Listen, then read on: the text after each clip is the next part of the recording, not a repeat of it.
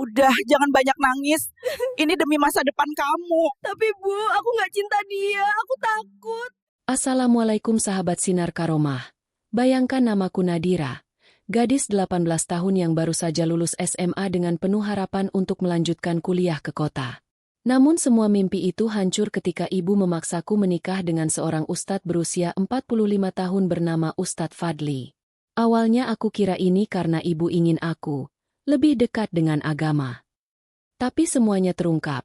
Pernikahan ini bukan demi kebaikanku, melainkan demi menutupi dosa masa lalu ibu yang nyaris terbongkar oleh Ustadz Fadli, pria yang dulu menyimpan rahasia kelam keluarga kami. Pernikahan itu dilakukan terburu-buru. Tak ada pesta, hanya akad sederhana yang terasa seperti hukuman. Dan malam pertama, itu bukan malam yang penuh cinta, melainkan malam yang membuatku trauma seumur hidup. Ustadz Fadli ternyata punya sisi gelap yang selama ini tak pernah ditunjukkan di depan jamaah. Dalam rumah tangga itu, aku bukan istri, tapi tahanan. Setiap langkahku diawasi, setiap kata dibungkam. Tapi satu hal tak pernah padam, semangatku untuk bebas, dan membongkar semuanya, termasuk rahasia ibu dan siapa sebenarnya Ustadz Fadli. Sebelum kita mulai ceritanya, jangan lupa dukung kami dengan like dan subscribe Sinar Karomah agar kami semangat untuk memberikan cerita menarik lainnya. Semoga semua yang like dan subscribe channel ini selalu diberi kesehatan, rezeki yang lancar, hati yang tenang, dan dimudahkan segala urusannya. Mari kita mulai ceritanya. Namaku Nadira. Aku baru saja lulus SMA dengan nilai yang cukup untuk masuk universitas negeri favorit. Aku sudah siapkan semuanya. Berkas beasiswa, kos di Jogja, bahkan buku catatan baru untuk kuliah.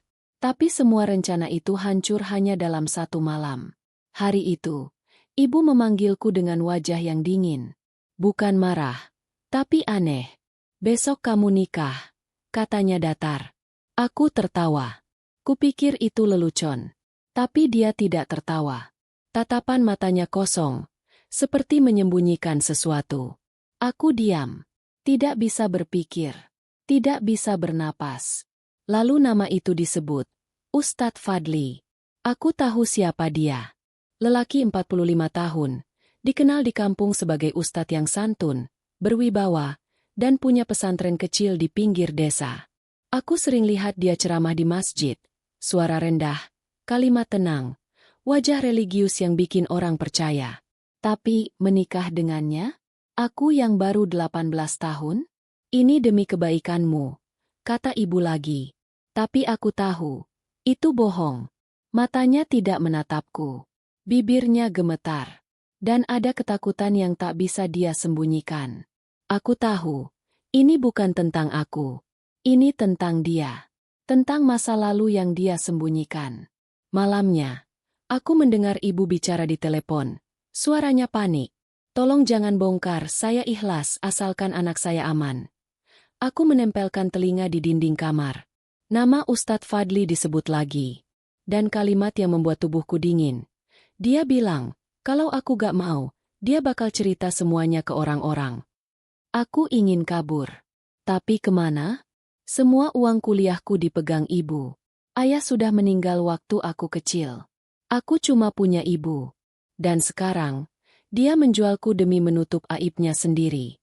Esoknya, rumah kami ramai. Tapi bukan seperti pesta pernikahan. Tidak ada musik. Tidak ada senyum. Hanya suara akad, tahlilan, dan beberapa tetangga yang saling berbisik. Aku duduk bersimpuh di samping pria yang bahkan tak pernah aku cintai. Ustadz Fadli mengenakan baju koko putih. Aku mengenakan kebaya pinjaman. Tapi di dalam hatiku, semuanya kelam. Tanganku dingin waktu tangannya menyentuh jemariku saat ijab kabul. Rasanya bukan pernikahan, tapi seperti penyerahan. Setelah itu, aku tak ingat apa-apa lagi. Semuanya seperti mimpi buruk yang tak kunjung selesai.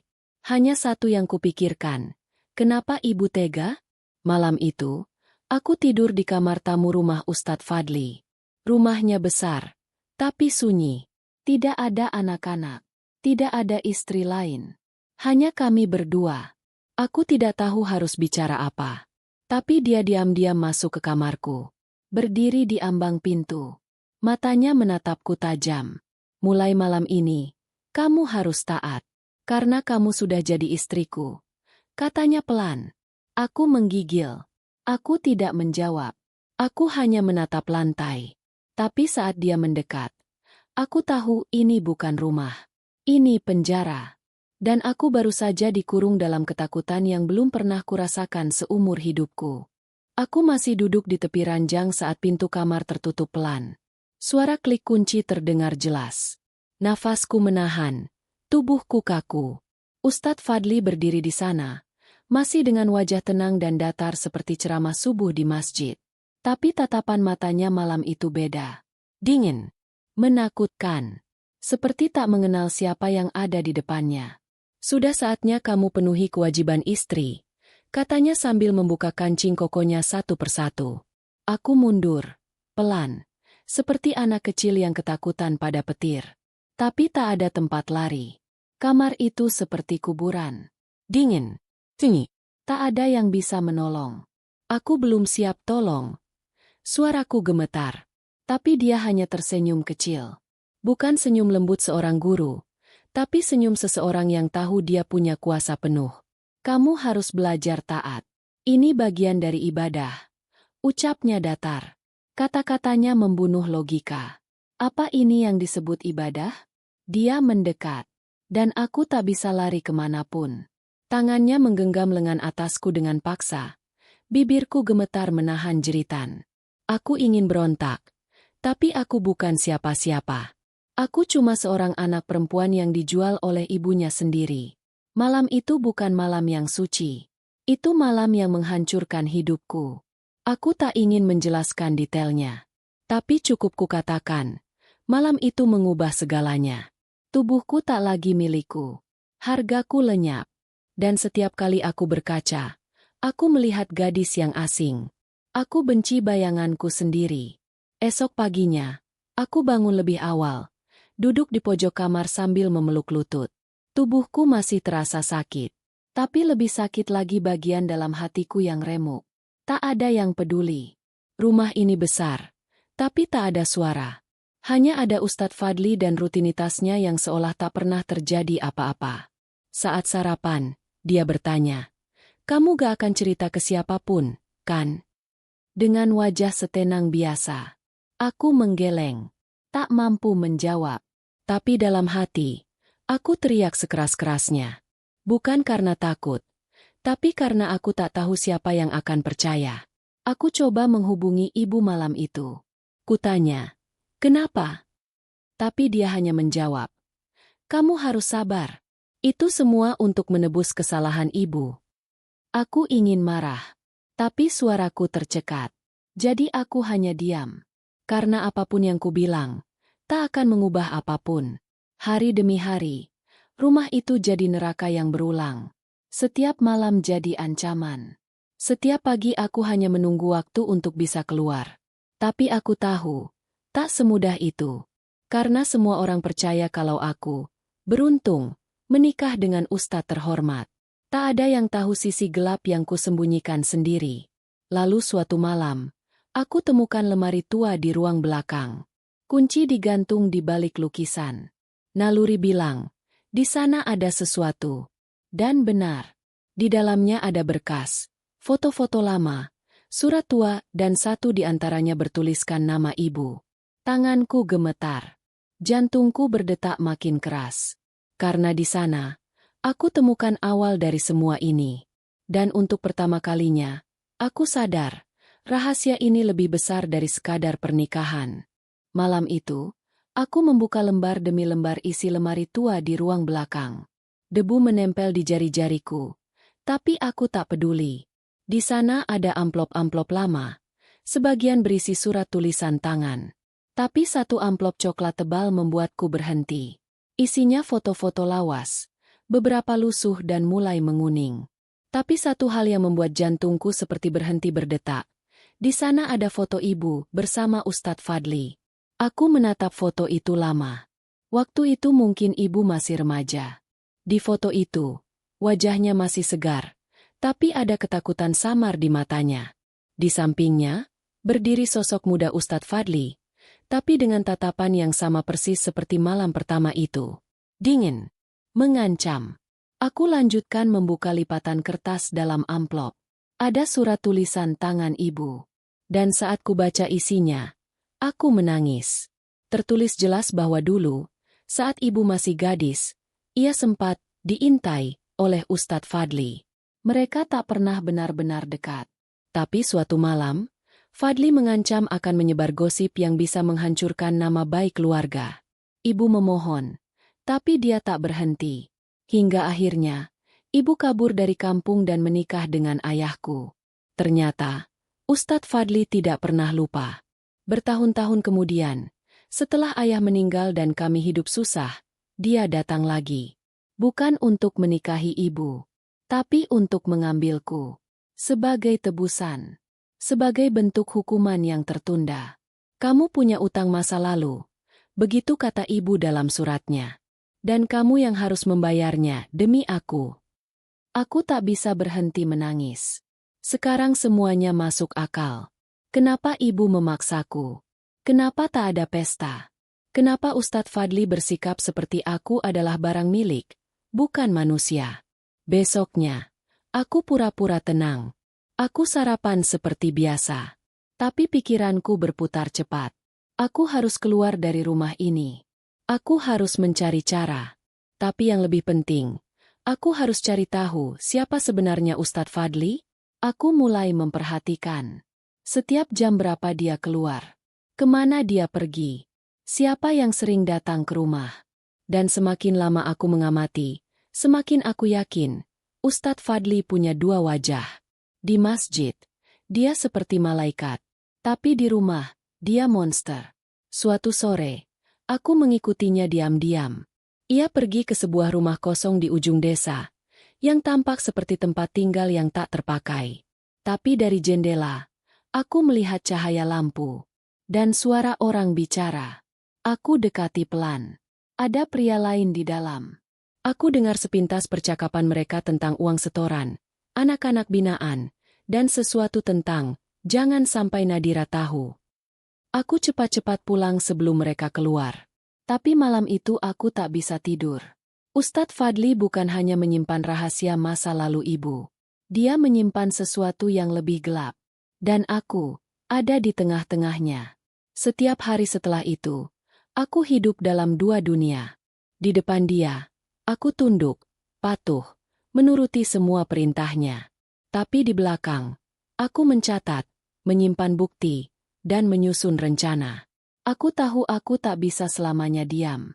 Karena jika aku terus di sini, aku bisa mati pelan-pelan. Atau lebih buruk hilang tanpa jejak. Aku ingin lari, tapi aku juga ingin melawan. Aku tak bisa pergi sebelum semua orang tahu siapa sebenarnya Ustadz Fadli. Dan yang paling penting, siapa sebenarnya aku di mata mereka semua. Malam itu, aku membuka lembar demi lembar isi lemari tua di ruang belakang. Debu menempel di jari-jariku. Tapi aku tak peduli. Di sana ada amplop-amplop lama. Sebagian berisi surat tulisan tangan. Tapi satu amplop coklat tebal membuatku berhenti. Isinya foto-foto lawas. Beberapa lusuh dan mulai menguning. Tapi satu hal yang membuat jantungku seperti berhenti berdetak. Di sana ada foto ibu bersama Ustadz Fadli. Aku menatap foto itu lama. Waktu itu mungkin ibu masih remaja. Di foto itu, wajahnya masih segar, tapi ada ketakutan samar di matanya. Di sampingnya, berdiri sosok muda Ustadz Fadli, tapi dengan tatapan yang sama persis seperti malam pertama itu. Dingin. Mengancam. Aku lanjutkan membuka lipatan kertas dalam amplop. Ada surat tulisan tangan ibu. Dan saat kubaca isinya, aku menangis. Tertulis jelas bahwa dulu, saat ibu masih gadis, ia sempat diintai oleh Ustadz Fadli. Mereka tak pernah benar-benar dekat. Tapi suatu malam, Fadli mengancam akan menyebar gosip yang bisa menghancurkan nama baik keluarga. Ibu memohon, tapi dia tak berhenti. Hingga akhirnya, ibu kabur dari kampung dan menikah dengan ayahku. Ternyata, Ustadz Fadli tidak pernah lupa. Bertahun-tahun kemudian, setelah ayah meninggal dan kami hidup susah, dia datang lagi. Bukan untuk menikahi ibu, tapi untuk mengambilku. Sebagai tebusan. Sebagai bentuk hukuman yang tertunda. Kamu punya utang masa lalu. Begitu kata ibu dalam suratnya. Dan kamu yang harus membayarnya demi aku. Aku tak bisa berhenti menangis. Sekarang semuanya masuk akal. Kenapa ibu memaksaku? Kenapa tak ada pesta? Kenapa Ustadz Fadli bersikap seperti aku adalah barang milik, bukan manusia? Besoknya, aku pura-pura tenang. Aku sarapan seperti biasa. Tapi pikiranku berputar cepat. Aku harus keluar dari rumah ini. Aku harus mencari cara. Tapi yang lebih penting, aku harus cari tahu siapa sebenarnya Ustadz Fadli. Aku mulai memperhatikan. Setiap jam berapa dia keluar. Kemana dia pergi. Siapa yang sering datang ke rumah. Dan semakin lama aku mengamati, semakin aku yakin, Ustadz Fadli punya dua wajah. Di masjid, dia seperti malaikat. Tapi di rumah, dia monster. Suatu sore, aku mengikutinya diam-diam. Ia pergi ke sebuah rumah kosong di ujung desa, yang tampak seperti tempat tinggal yang tak terpakai. Tapi dari jendela, aku melihat cahaya lampu. Dan suara orang bicara. Aku dekati pelan. Ada pria lain di dalam. Aku dengar sepintas percakapan mereka tentang uang setoran, anak-anak binaan, dan sesuatu tentang, jangan sampai Nadira tahu. Aku cepat-cepat pulang sebelum mereka keluar. Tapi malam itu aku tak bisa tidur. Ustadz Fadli bukan hanya menyimpan rahasia masa lalu ibu. Dia menyimpan sesuatu yang lebih gelap. Dan aku ada di tengah-tengahnya. Setiap hari setelah itu, aku hidup dalam dua dunia. Di depan dia, aku tunduk, patuh, menuruti semua perintahnya. Tapi di belakang, aku mencatat, menyimpan bukti, dan menyusun rencana. Aku tahu aku tak bisa selamanya diam. Karena jika aku terus di sini, aku bisa mati pelan-pelan. Atau lebih buruk, hilang tanpa jejak. Aku ingin lari. Tapi aku juga ingin melawan. Aku tak bisa pergi sebelum semua orang tahu siapa sebenarnya Ustadz Fadli. Dan yang paling penting, siapa sebenarnya aku di mata mereka semua. Pagi itu aku duduk di ruang tamu, memandangi jendela yang terbuka setengah. Angin masuk pelan, tapi dada ini tetap sesak. Hari ini aku putuskan segalanya harus berakhir. Aku tidak tahu bagaimana akhirnya, tapi aku siap. Entah terbongkar, entah aku disingkirkan, entah aku yang dikorbankan. Aku tidak peduli lagi. Beberapa hari lalu aku berhasil mengirimkan bukti-bukti ke akun sosial media seorang aktivis perempuan yang tinggal di kota. Namanya sering muncul di berita soal kasus pelecehan yang ditutupi tokoh agama. Aku tak pernah membalas pesannya. Aku hanya kirim semua dan berdoa. Hari ini, dia akhirnya balas. Kami sedang dalam perjalanan. Tolong tunggu. Jangan kemana-mana. Begitu isi pesannya. Sementara itu, Ustadz Fadli mulai resah. Dia bolak-balik terima telepon. Beberapa kali berteriak di kamar, menyebut kata fitnah, provokasi, dan hancurkan semua sebelum telat.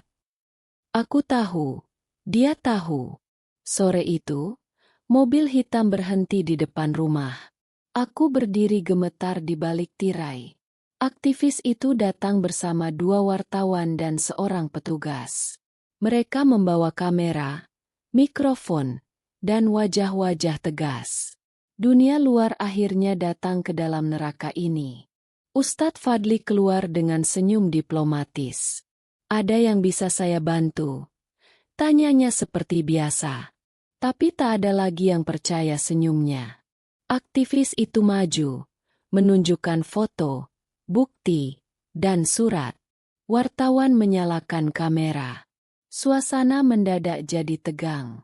Aku berdiri di samping pintu, tak lagi takut. Saat satu wartawan menanyaiku, aku menatap lurus ke kamera. Saya Nadira. Saya bukan istri. Saya korban. Semua terdiam. Ustadz Fadli berteriak. Itu bohong. Dia punya dendam.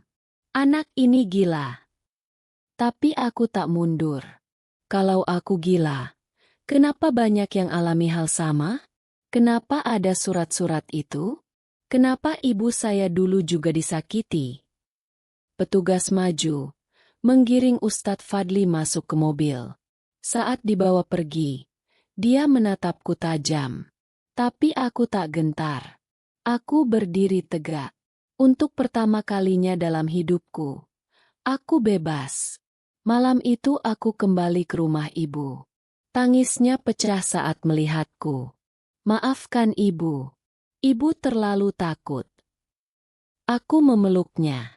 Kita sama-sama korban, Bu. Tapi sekarang kita bisa mulai lagi. Tanpa ketakutan. Hari-hari berikutnya penuh cerita. Wajahku muncul di televisi. Banyak yang mengutuk, tapi lebih banyak yang mendukung. Aktivis itu membantuku pindah ke kota, melanjutkan kuliah seperti dulu yang kuimpikan. Tapi di dalam diriku, masih ada luka yang belum sembuh. Trauma itu tidak hilang. Tapi aku percaya, luka yang diceritakan bisa jadi senjata untuk melindungi orang lain.